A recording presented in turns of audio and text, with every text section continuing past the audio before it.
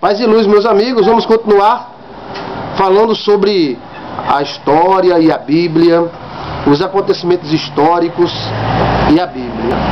Olha, comentamos que muitas guerras, homicídios, né, foram necessárias para que Israel sobrevivesse em meio a essas feras históricas, a esses brutões trogloditas da história, que faziam da espada a sua principal linguagem política.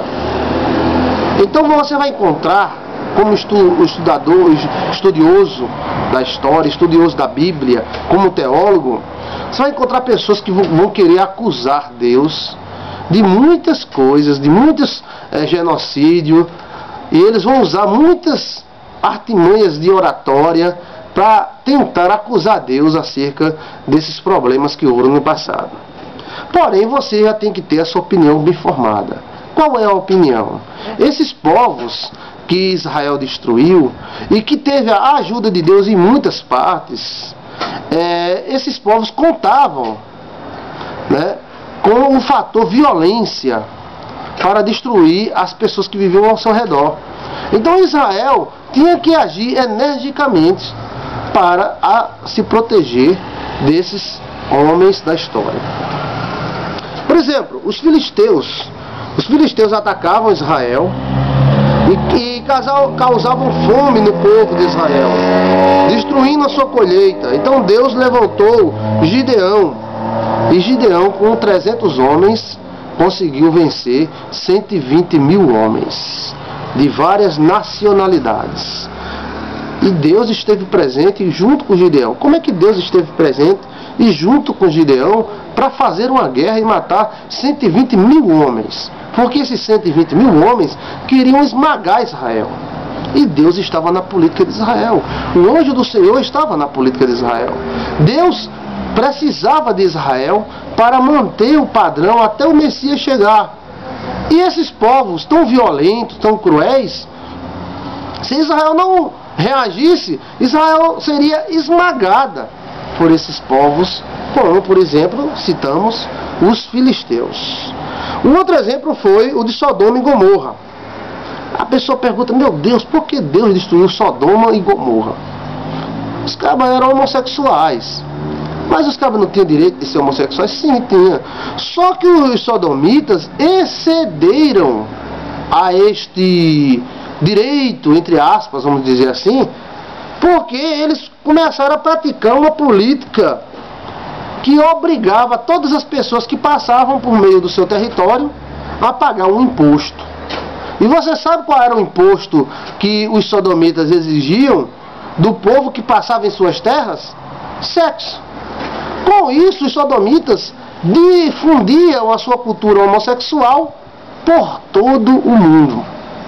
Vejam vocês, o cara ia passando na terra de Sodoma e Gomorra, aí o cara, peraí, o imposto, aí o cara, tudo bem, não, deixa com a gente, que eu vou pagar agora. Oxe, eu pago, eu tenho dinheiro. Não, não é dinheiro não. E como é? Então, Sodoma obrigava as pessoas a serem homossexuais. Os reis sodomitas começaram a difundir a guerra contra outros povos, inclusive Abraão, a tomar os bens de outras pessoas, como Ló e tudo mais. Então eles estavam pedindo para morrer, além do grande pecado que eles tinham, que não era só o homossexualismo, mas um desvaneio muito grande, né? Trouxe sobre eles destruição. Então foi necessário que Sodoma fosse destruída, porque Sodoma estava ultrapassando os direitos das demais pessoas. Vejam que coisa interessante. Então a Bíblia mostra muitas cenas de destruição necessária, porque povos super violentos faziam da espada a sua política principal. A Bíblia mostra muitas cenas e também visões de homem da antiguidade e não a de Deus. Erros que eles disseram que foi Deus e não foi. Mas irmão, não diga isso, a Bíblia contém erros. Sim, a Bíblia contém histórias que supostamente foi Deus que mandou, sem Deus ter mandado. Um desses casos foi do rei que, em plena guerra, prometeu a Deus que, se Deus fosse com ele e ele vencesse a guerra, ele mataria a primeira pessoa que encontrasse quando voltasse da guerra. E ele teve vitória nessa guerra e voltou para sua casa, esperando que alguma escrava, algum servo viesse o encontrar. Não veio nenhum deles. Quem foi que veio? A filha dele. Então ele teve que cumprir a promessa a Deus que ele fez. Mas Deus apoiou essa ideia dele? Não. Era uma ideia louca, absurda e particular deste rei. Então veja que existe na Bíblia muitas coisas que atribuíram a Deus sem Deus todavia ter falado, ter mandado. Depois essa filha foi sacrificada para Deus. Isso era um costume pagão, mas foi um rei de Israel que fez esse ato tão cruel. O passado é cheio de conflitos, confusões, traumas, passagens dolorosas, temas que lidam com muitas dores. Mas isso mostra que nós somos uma raça, somos seres em constante conflitos. E esses conflitos vão desde uma simples discussão, uma simples ação judiciária ou uma guerra. Na época era guerra.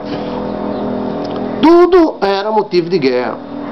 Tudo era motivo de mortes. Encontramos na história milhares de homens morrendo apenas por causa de uma mulher, de uma traição de uma mulher para o rei, né? Então, vejam vocês, você tem que compreender a história vivenciando a época da história e não você vendo do ponto de vista atual. O passado é cheio de conflitos porque o homem é um ser conflitante e cheio de conflitos. Saber que o homem antigo e medieval, já puxando para a Idade Média, tinha práticas horríveis, mesmo segurando a Bíblia ou a lei, que era a Bíblia antiga, execuções, guerras, escravaturas, senzalas eram praticadas por esta sociedade, mesmo acreditando em Deus. Olha só, a população da época era uma população de dura cerviz, como Jesus falou, que Moisés permitiu que vocês dessem carta de divórcio porque vocês têm um coração duro. Jesus falou isso e Moisés permitiu. Então muitas guerras, muitas confusões que encontramos na história é porque o homem é durão.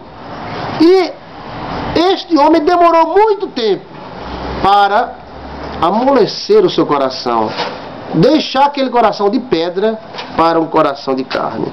Deus subsiste em meio a essa muitíssima confusão, a estes conflitos terríveis que abateram muitos homens, mataram muita gente. E não adianta os ateus ou pessoas que não acreditam em Deus vir acusar, vir falar mal e vir procurar pretextos para acusar Deus, porque muitas coisas que aconteceram foi devido à própria situação da época.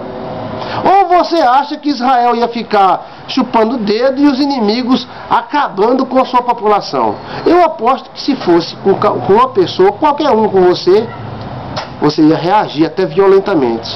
Imagina um ladrão invadindo a tua casa para matar você, para estuprar tua mulher, tuas filhas, teu filho, para roubar o que você tem. Isso é legítima defesa. E foi isso que aconteceu muitas vezes, não todas, com o povo de Israel. Legítima defesa de um inimigo cruel, duro, um inimigo de coração de aço. então Deus teria que agir energicamente com esse inimigo. Deus subsiste em meio a este muitíssimo conflito de guerra, povos horríveis, gentes maliciosas, ambiciosas. A história é feita pelos homens. E os homens, eles estão em um estado caído e a sua natureza não está perfeita. E por isso há muitas guerras, muitos ódios, porque o homem é cheio disso. O homem é cheio de ódio, cheio de guerra. Vamos continuar?